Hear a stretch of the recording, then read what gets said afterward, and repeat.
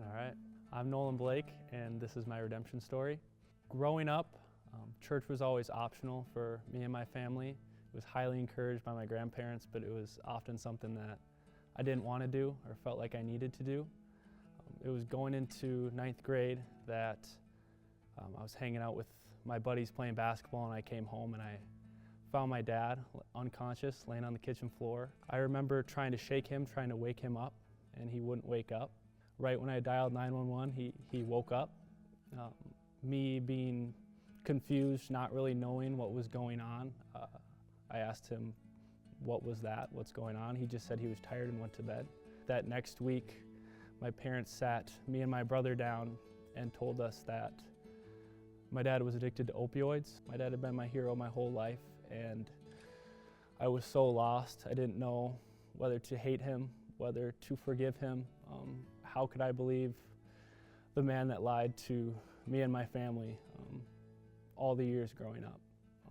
It was after that 3 months after treatment that for the first time I saw God work a miracle in someone's life.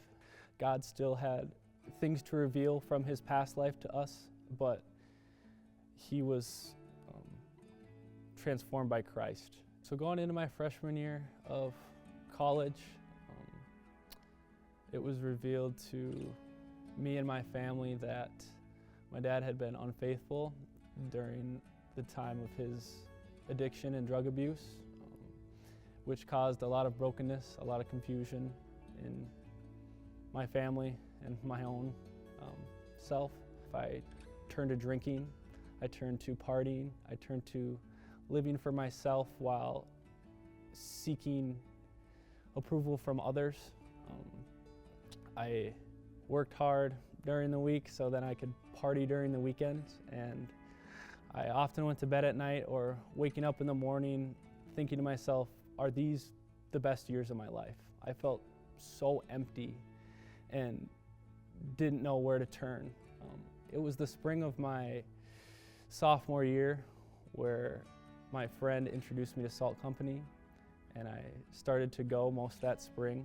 I started to go to group, I started to go to church, and it wasn't because I felt like I had to for the first time in my life. It was because I was feeling called home.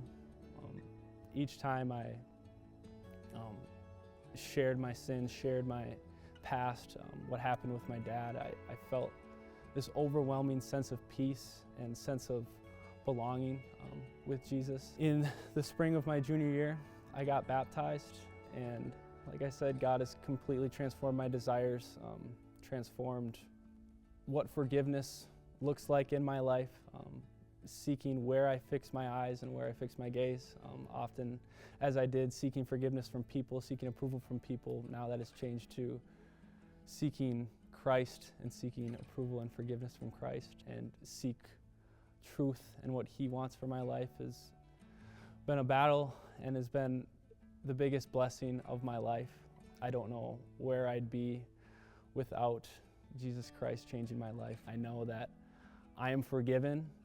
That forgiveness ultimately comes through what Jesus Christ did for me.